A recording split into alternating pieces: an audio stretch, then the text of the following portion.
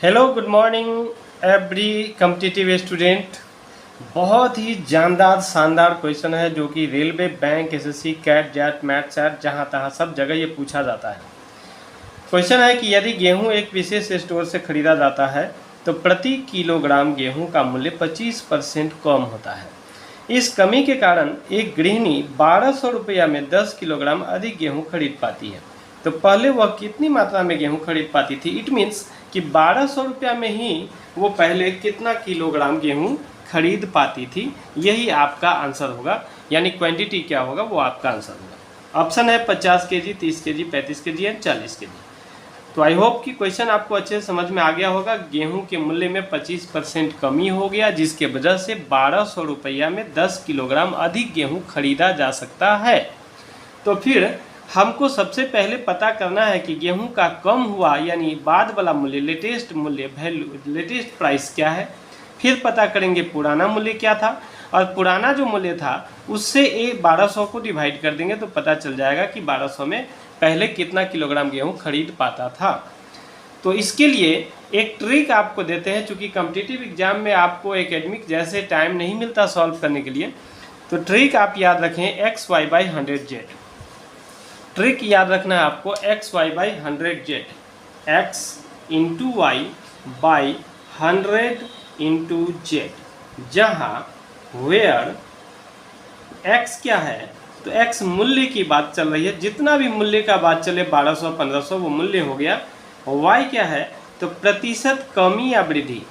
प्रतिशत कमी, मूल्य में प्रतिशत कमी हो या वृद्धि हो, ध्यान रखना है कि 25% कमी हो तो भी 25 ही लिखना है, 25% वृद्धि हो तो भी 25 ही लिखना है।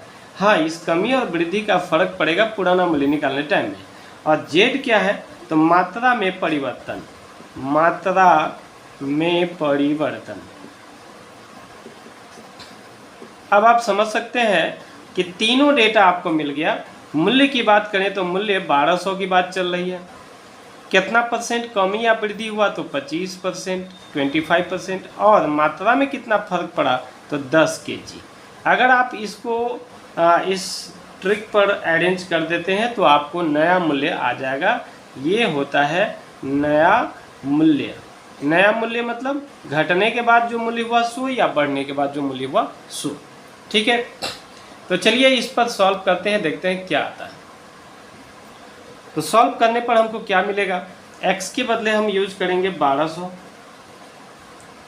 y के बदले 25 और 100 के बदले 100, और z के बदले क्या तो 10 केजी।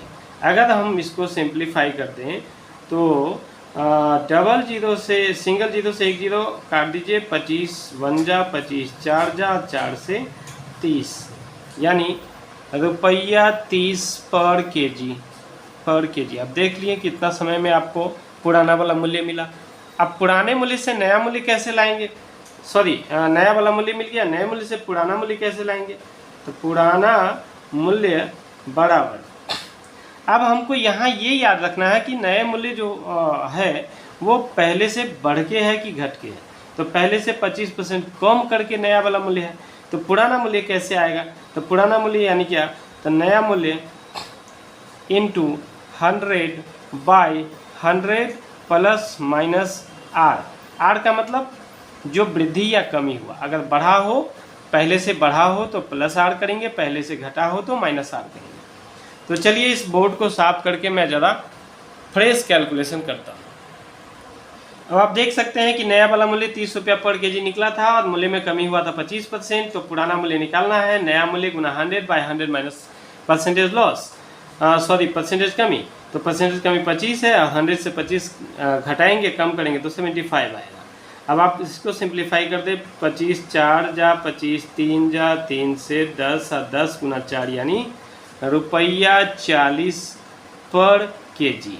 ये आपको पुराना वाला मूल्य मिल गया। तो अब आपको यही तो पता करना था कि 1200 रुपया में पहले कितना किलोग्राम खरीदा जा सकता था। तो 1200 रुपया को अगर इस 40 से डिवाइड कर दें तो पुराना मात्रा निकल जाएगा। इसलिए पुराना मात्रा क्या हो जाएगा? पुराना मात्रा क्या हो जाएगा? तो 1200 डिवाइडेड बाई 40 इतना, यानी इतना केजी, यानी 4 तिया 12 4 तिया 12 यानी 30 केजी पहले वो खरीद सकता था। तो आई होप कि आपको ये ट्रिक समझ में आया होगा, तो इस्तेमाल करिए एंड फ़ायदा उठाइए। ओके, धन्यवाद।